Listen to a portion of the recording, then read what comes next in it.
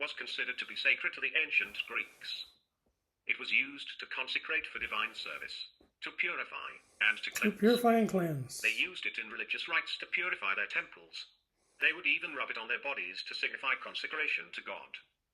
In its verb form, the word theou means to hallow, make divine, or to dedicate to God. To make divine. And so, to a Greek reader, a lake of fire and brimstone, sulfur, would signify a lake of divine purification or consecration to God. How about that? Consequently, in Virgil's classic Roman epic, the Aeneid, 741, 742, 745, 747, we read, "Therefore we souls are trained with punishment and pay with suffering for old felonies. Some are hung up helpless to the winds. The stain of sin is cleansed for others of us in the trough of a huge whirlpool. On with fire burned out of us, each one of us, we suffer the afterworld we deserve." This fire and sulfur, taken symbolically by the more educated or by the higher degrees of religion, was only literalized by the uneducated. The priests generally allowed them to be deceived, of course, because they also believed that fear of fire was a good religious motivator. Wow, let's read that one again. The priests generally allowed them to be deceived, of course, because they also believed that fear of fire was a good motivator, and that continues. The stain of sin is cleansed for others of us in the trough of a huge whirlpool.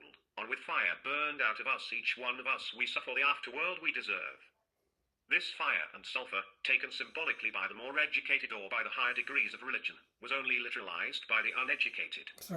The priests generally allowed them to be deceived, of course, because they also believed that fear of fire was a good religious motivator. The early Christian church of the first few centuries after Christ knew this. This is shown by their writings. Unfortunately, some also believed in the doctrine of reserve. That is, they would withhold some teachings from the novices until they were mature Christians. They did this specifically with the teaching on the lake of fire, allowing novices to take their words literally, rather than spiritually, so that they would be better motivated to turn to Christ. How about that? Exactly how much this contributed to the rise of hellfire teaching is hard to say, but it certainly was a factor. They may have justified such a practice in their minds, but with our modern 20/20 hindsight we can see where it led the church in later years.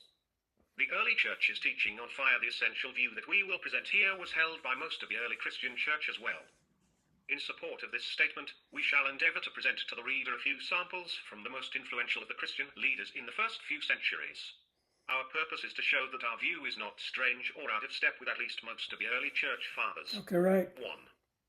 Clement of Alexandria, 150 to 213 AD. Clement's full Latin name was Titus Flavius Clemens and was related in some way to the Roman emperors, though it is not known just how. He was born in Athens and later moved to Alexandria, the hub of Greek culture and religion. Being very well educated, he started a Christian school there, with the aim of explaining Christ to the Greek world. He also wrote a book called Miscellanies, in which the task Clement had set himself was to make a summary of Christian knowledge up to his time. Donald Atwater, Sense of the East, p. 37. As we saw in chapter 2, Clement believed the fire to be an instrument of God leading to conversion. He considered the Greek idea of fire to be far more scriptural than the Egyptian view, which one writer described as follows. The Egyptian hell was particularly impressive and highly refined. Confinement and imprisonment played an important role. The tortures were bloody, and punishment by fire was frequent and terrifying. When it came to the topography of hell, the Egyptian imagination knew no limits. No limits. Intermediate states or phases in the otherworldly process of purification did not exist. Jacques de Goff, The Birth of Purgatory, pp. 19-20. On the other hand, the Platonic Greek view had some remarkable likenesses to the Hebrew view. The above author attributes Clement's view on purification to Plato, who in turn got it from Virgil and other early Greek poets. However, the view of fire as a lawful cleanser from sin, rather than a means of torture, is well established in the Old Testament as well as the New. Jacques de Goff continues by writing on page 53, from the Old Testament, Clement and Origen took the notion that fire is a divine instrument, and from the New Testament the idea of baptism by fire, from the Gospels, and the idea of a purificatory trial after death, from Paul.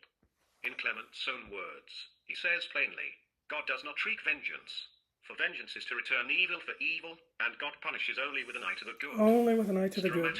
7:26. Clement headed the Christian school of thought in Alexandria from 190 to 203 AD. He had to flee for his life during the persecution of Sergius in 203, and he spent his remaining years teaching in Antioch.